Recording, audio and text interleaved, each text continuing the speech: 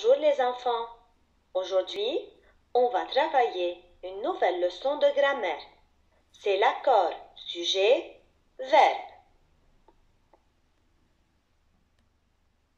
Attention les enfants, pour accorder un verbe, il est nécessaire de trouver le sujet. Je vous rappelle que le sujet, c'est le mot dans la phrase qui indique de qui ou de quoi on parle. Il commande toujours le verbe. Et pour le trouver, je dois poser la question « Qui est-ce qui ?» ou « Qu'est-ce qui ?» Commençons par un exemple. On va trouver le sujet dans la phrase suivante. Mon cousin habite en Italie. Où est le verbe dans cette phrase? Le verbe, c'est habite. Qui est-ce qui habite en Italie? C'est mon cousin qui habite en Italie. Donc, mon cousin, c'est le sujet. Le verbe s'accorde toujours avec son sujet. C'est-à-dire quoi? Ici, dans cette phrase, je peux remplacer mon cousin par il, qui est un pronom personnel au singulier. Alors, le verbe de cette phrase doit être aussi au singulier.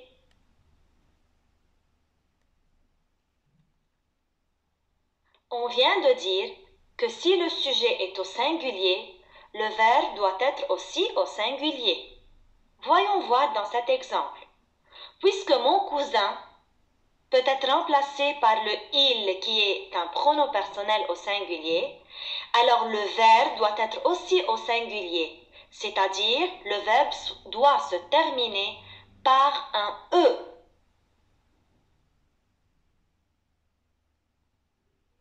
Passons à un deuxième exemple. Mes cousins habitent en Italie. D'abord, on doit trouver le verbe de cette phrase. Le verbe, c'est habite. Qui est-ce qui habite en Italie? Ce sont mes cousins qui habitent en Italie. Alors, mes cousins, c'est le groupe sujet du verbe habiter. Si je veux remplacer mes cousins par un pronom personnel, ça va être le il avec S. C'est un pronom personnel au pluriel. Alors, le verbe de cette phrase doit être aussi au pluriel.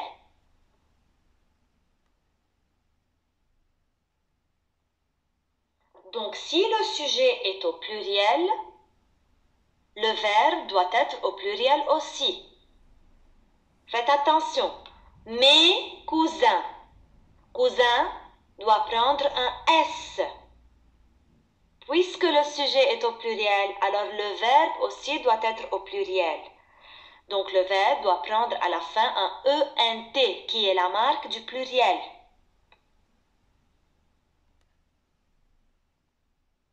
Donc là, je vous rappelle, si le sujet est au singulier, le verbe prend la marque du singulier. Si le sujet est au pluriel, le verbe prend la marque du pluriel, c'est-à-dire le ENT à la fin du verbe.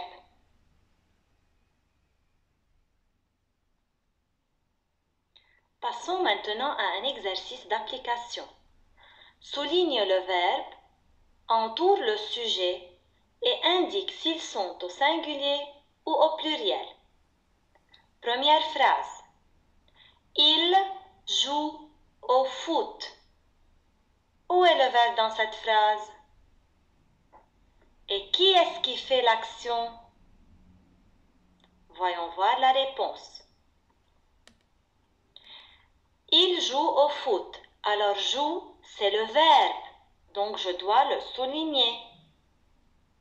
Qui est-ce qui joue au foot? C'est le il, qui est un pronom personnel au singulier. Puisque le sujet est au singulier, donc le verbe aussi doit être au singulier. C'est pour cela, je dois avoir la marque du singulier à la fin du verbe. C'est le E. Donc cette phrase est au singulier. Passons à la deuxième phrase. Les enfants écrivent sur le cahier. Où est le verbe dans cette phrase? Et qui est-ce qui fait l'action? Voyons voir la réponse. Les enfants écrivent sur le cahier. Où est l'action ici? Alors c'est écrivent qui est le verbe. Alors je dois le souligner. Qui fait l'action dans cette phrase? Ce sont les enfants. Alors je dois entourer les enfants. Si je veux remplacer les enfants par un pronom personnel, je vais choisir le il avec s, qui est un pronom personnel au pluriel. Donc le verbe aussi doit être au pluriel. Il doit se terminer par un ENT qui est la marque du pluriel. Donc ici, la phrase est au pluriel.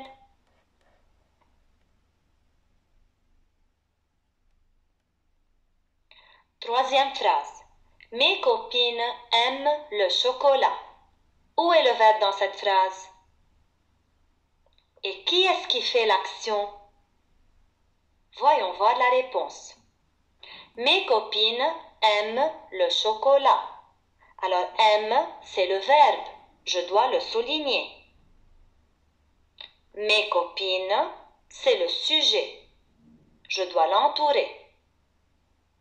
Là, je peux remplacer mes copines par le pronom personnel au pluriel qui est le L avec S.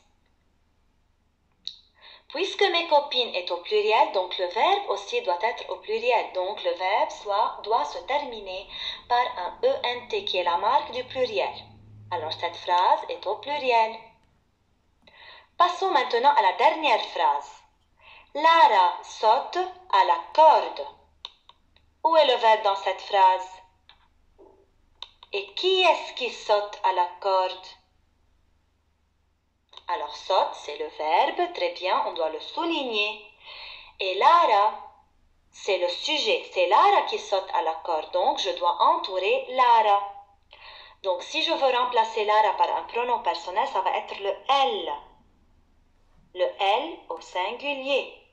Donc le verbe aussi doit être au singulier. Le verbe doit se terminer par un E. Donc cette phrase est au singulier.